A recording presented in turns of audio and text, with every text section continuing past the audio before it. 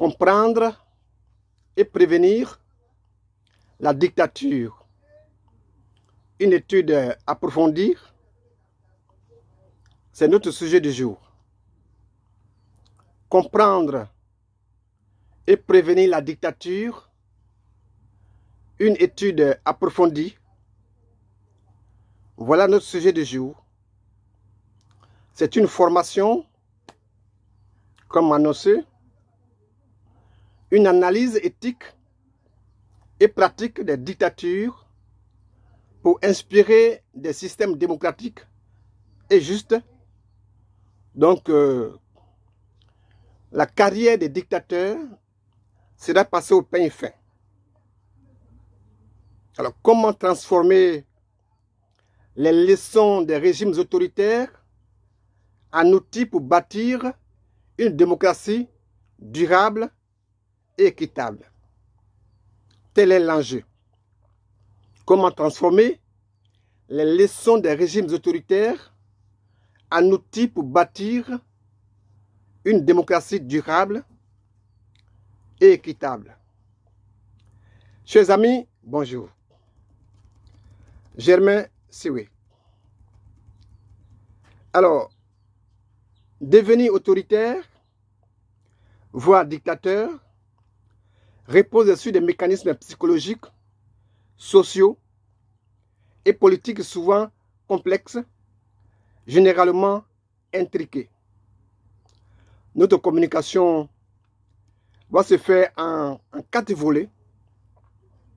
En 4 volets, la présentation des formes de dictature, les étapes pour devenir autoritaire ou dictateur, l'analyse des conditions favorables à leur émergence et la visitation des principaux risques associés à la carrière des dictateurs. Notre communication invite à une réflexion éthique qui encourage ceux qui préfèrent la démocratie à s'inspirer des erreurs des régimes autoritaires pour bâtir des systèmes justes. Pour bâtir des systèmes justes. Alors, chers amis, c'est quoi un dictateur? C'est quoi un dictateur? Un dictateur est un dirigeant qui exerce un pouvoir absolu, souvent de manière autoritaire, sans respecter les principes démocratiques ni garantir les libertés fondamentales.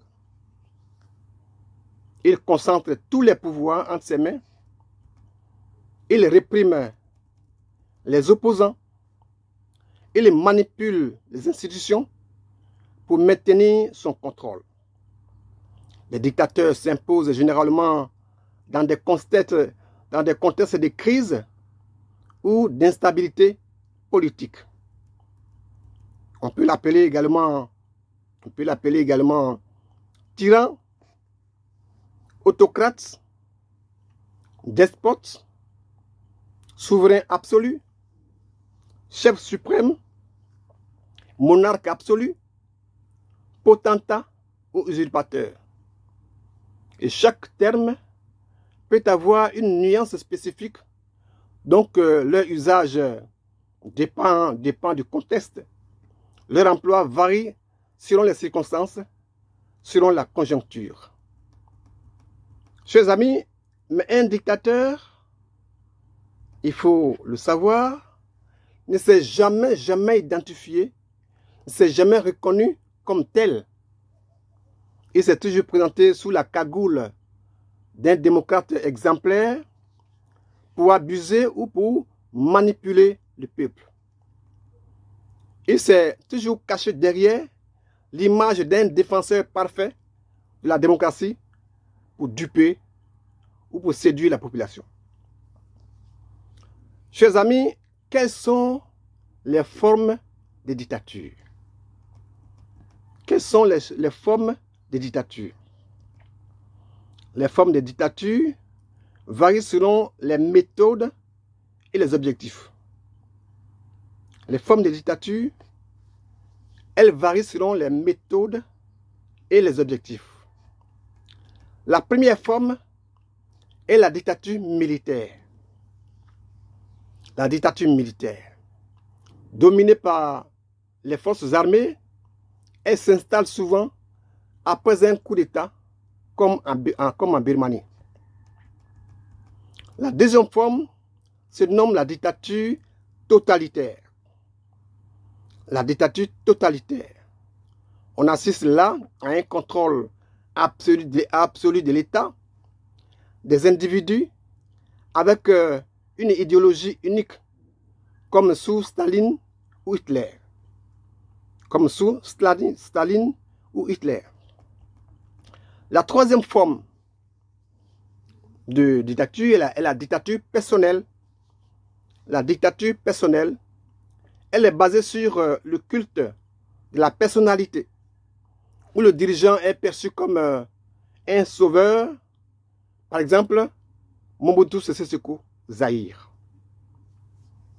La quatrième forme s'appelle la dictature partisane. La dictature partisane, là, nous avons un exercice du pouvoir par un parti unique, comme en Corée du Nord. Comme en Corée du Nord. Il est bon de noter que certaines dictatures sont dites éclairées, lorsque elles mettent en œuvre des réformes économiques ou sociales qui bénéficient au peuple, des mesures économiques ou sociales en faveur de la population, des actions orientées vers le bien-être de la collectivité malgré leur autoritarisme, malgré la dictature. Chers amis, par exemple, Singapour. Singapour, sous le Premier ministre Lee Kuan Yew, de 1959 à 1990. Singapour a connu un développement rapide grâce à des politiques efficaces, bien que restrictives. Ce régime-là reste néanmoins controversé par, je veux dire, comment dirais-je, car il sacrifie les libertés au nom du progrès. Quoi qu'on dise, ces régimes sont controversés parce qu'ils sacrifient les libertés sur l'autel du progrès. Chers amis, qu'est-ce qui fait courir les dictateurs? Qu'est-ce qui attire les dictateurs vers la dictature? Alors, avant donc de s'engager dans une carrière, il est essentiel, il est important de connaître les bénéfices qu'elle offre, les bénéfices qu'elle procure. Donc voici les privilèges et prérogatives associées au rôle, à la position de dictateur. Détenir un pouvoir absolu permet de contrôler tous les aspects d'un État. Imposer ses décisions sans opposition, accumuler des richesses personnelles, influencer les politiques internationales, bénéficier d'un entourage loyal par contrainte et marquer l'histoire, bien que souvent de manière controversée, imprimer donc sa marque dans l'histoire, parfois sous le signe de la polémique, de manière contestée, au prix des débats houleux. Chers amis, voyons les étapes pour devenir autoritaire. Les étapes pour devenir autoritaire. La première étape pour devenir dictateur porte sur le charisme et le contrôle narratif. Donc la première étape porte sur le charisme et le contrôle narratif. Un potentiel dictateur commence souvent par cultiver une image de leader charismatique. De leader charismatique. Il manipule les émotions. Il se présente comme un sauveur face à des crises réelles ou fabriquées. il impose sa vision comme solution unique. La deuxième marche vers l'autoritarisme repose sur l'exploitation des failles démocratiques. Oui, la deuxième marche vers l'autoritarisme repose sur l'exploitation des failles démocratiques. C'est pourquoi on demande aux gens, quand ils veulent faire la démocratie, il faut la faire correctement. Donc, les dictateurs émergent souvent dans des systèmes affaiblis ou mal structurés. Ils exploitent les faiblesses institutionnelles comme la corruption pour s'imposer en garant d'ordre. Un exemple typique de l'exploitation des failles démocratiques est l'ascension d'Adolf Hitler, le moustachu, en Allemagne dans les années 1930. Après la Première Guerre mondiale, la République de Weimar était politiquement et économiquement faible, fragile, marquée par, par une forte instabilité, une inflation galopante et une méfiance croissante envers les institutions démocratiques. Chers amis, Hitler a exploité ces failles institutionnelles et sociales. Hitler a misé sur ces failles, institutionnelles et sociales. Il a exploité la colère populaire face aux clauses humiliantes du traité de Versailles. Il a exploité la crise économique en promettant un redressement rapide. Il a exploité la faiblesse parlementaire où il a utilisé des stratégies légales pour atteindre le pouvoir, comme l'adoption de la loi des pleins pouvoirs en 1933, qui lui a permis de démanteler la démocratie de l'intérieur. Et également, il s'est présenté comme un garant d'ordre et de stabilité dans un pays en crise, manipulant les failles démocratiques pour instaurer la dictature. Telle a été la partition de Adolf Hitler, le moustachu, dans l'évolution de la dictature. Alors, la troisième étape pour devenir despote concerne le contrôle de l'information. Le contrôle de l'information. La désinformation est un outil, central. Un outil central. Contrôler la presse, diffuser de la propagande et censurer les opposants renforce le pouvoir du dictateur. Oui. Alors, la quatrième phase pour instaurer une dictature se concentre sur l'affaiblissement des opposants. Oui, sur l'affaiblissement des opposants. Par des moyens légaux, c'est-à-dire la judicialisation, ou par des moyens illégaux, à savoir l'intimidation ou la répression, il neutralise toute opposition. Le cinquième pilier de la tyrannie est la centralisation du pouvoir. Les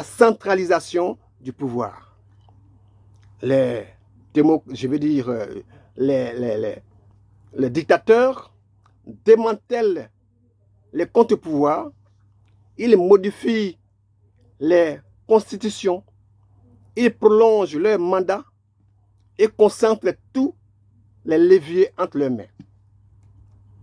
Chers amis, voilà donc les étapes pour aller vers la dictature. Maintenant, quelles sont les autres conditions favorables à l'émergence des dictateurs? Quelles sont les autres conditions favorables à leur émergence. Alors, la première condition favorable est la crise sociale ou économique. La crise sociale ou économique. La peur collective ouvre la voie à des leaders autoritaires qui promettent sécurité et prospérité. La deuxième condition favorable porte sur la passivité citoyenne. La passivité citoyenne.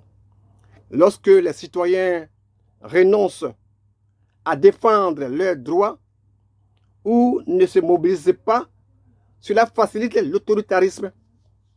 Cela facilite la dictature. La troisième condition favorable concerne le soutien de certaines élites. La troisième condition favorable, c'est le soutien de certaines élites. Oui, les dictateurs s'appuient souvent sur des alliances stratégiques avec des figures influentes, des militaires, des financiers, dont certains opérateurs économiques. Alors, chers amis, voilà les autres conditions, je veux dire, favorables à l'émergence des dictateurs. Alors,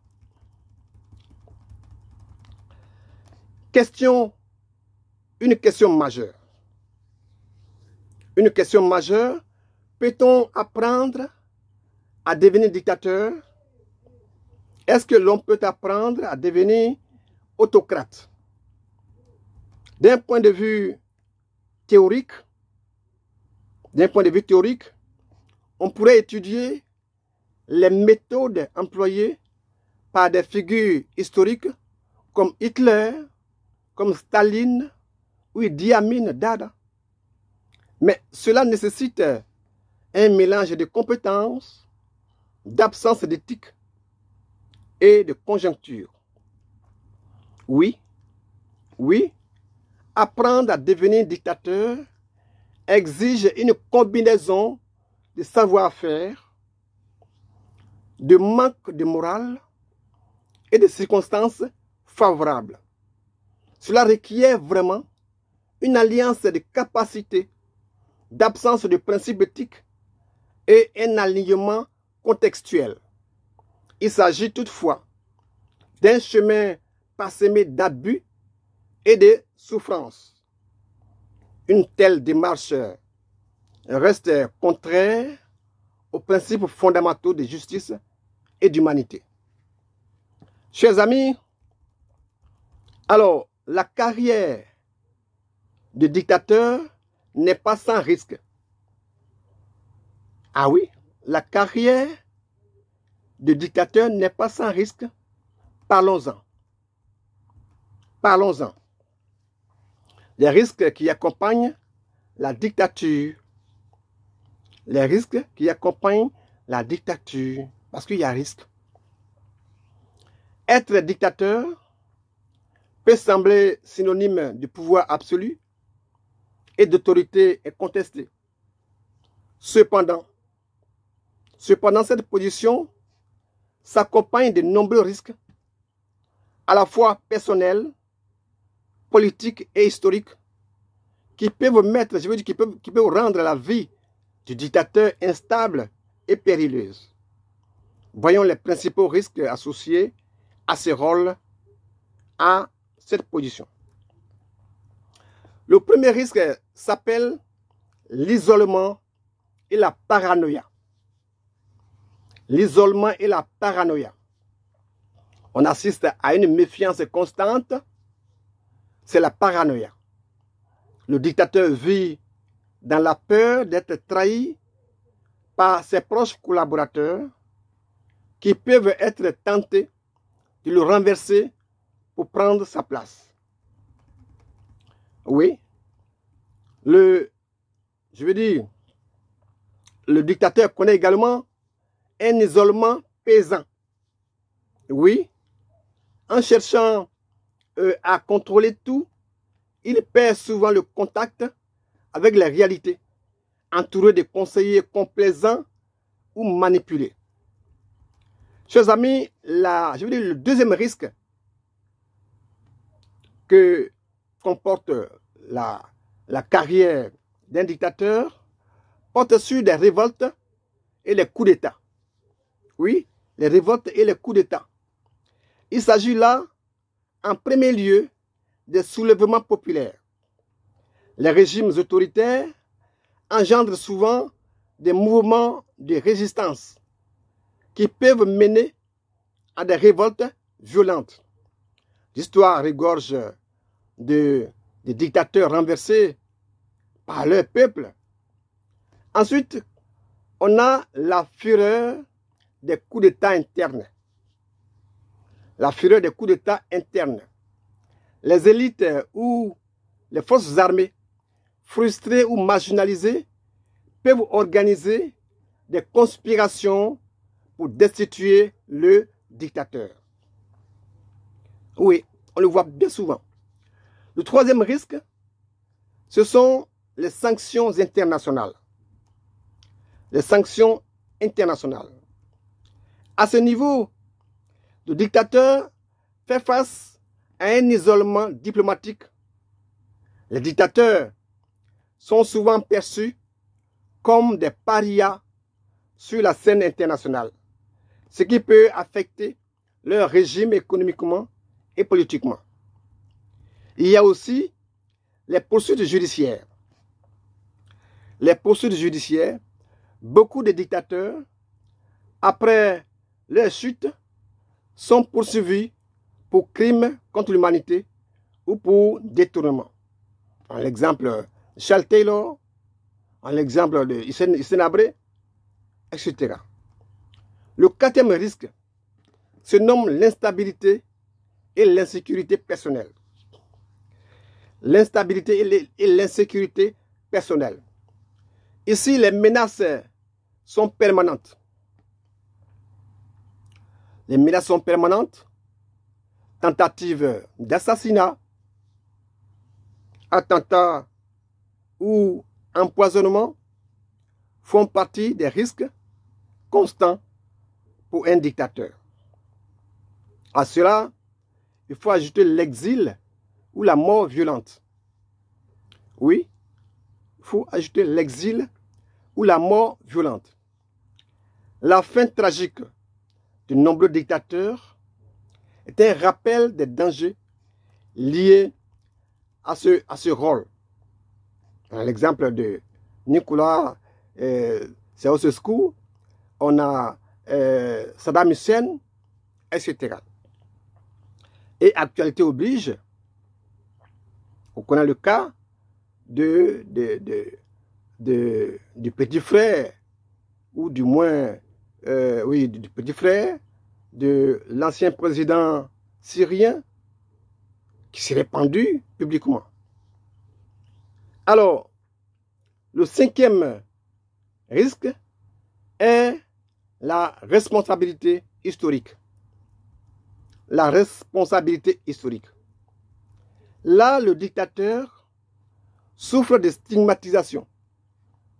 Le dictateur souffre de stigmatisation. Les dictateurs sont rarement perçus positivement par l'histoire, souvent associés à des périodes de souffrance, de pauvreté ou de répression. Ensuite, il laisse un héritage négatif. Il laisse un héritage négatif, même après leur mort, leur famille ou soutien peuvent subir des représailles ou des procès. Alors, le sixième risque s'appelle l'effondrement du régime. L'effondrement du régime. Chers amis, premièrement, l'échec économique fait tanguer la barque. Oui, l'échec économique. Les régimes autoritaires, souvent mal gérés, aboutissent à des crises économiques graves qui affaiblissent la stabilité du pouvoir. Et souvent, on assiste à une hyperinflation des pénuries alimentaires et l'effondrement des services publics, chose qui provoque l'exode massif des citoyens. Enfin, la perte de légitimité complique les choses. La perte de légitimité complique les choses. La répression ne suffit pas toujours à maintenir l'ordre. La répression ne suffit pas toujours à maintenir l'ordre. Surtout si les injustices s'accumulent. Surtout si il y a beaucoup d'injustices. Chers amis, voilà les risques liés à la carrière d'un autocrate. Voilà le portrait robot, l'archétype d'un dictateur achevé. Alors, que pourrons-nous dire en conclusion? En conclusion, nous pouvons dire que la dictature, séduisante pour certains, en quête de pouvoir absolu, est un chemin jonché de défis et de dangers, tant personnels que politiques. Entre isolement, instabilité et risques politiques, risques historiques, je vais dire, elle impose des choix lourds de conséquences pour le dictateur et pour la société. Toutefois, ceux qui, à la fin de la formation ou plus tard, souhaiteraient embrasser la démocratie, n'auraient qu'à faire l'exact opposé de ce qu'ils ont appris au cours de cette formation pour devenir d'excellents démocrates. Tel est notre souhait, tel est notre vœu, car réfléchir aux implications éthiques et humaines de ces ambitions, de ces projets, reste essentiel pour éviter injustice et souffrance. Je vous salue. Maintenant que vous avez la formation, vous passez la caisse.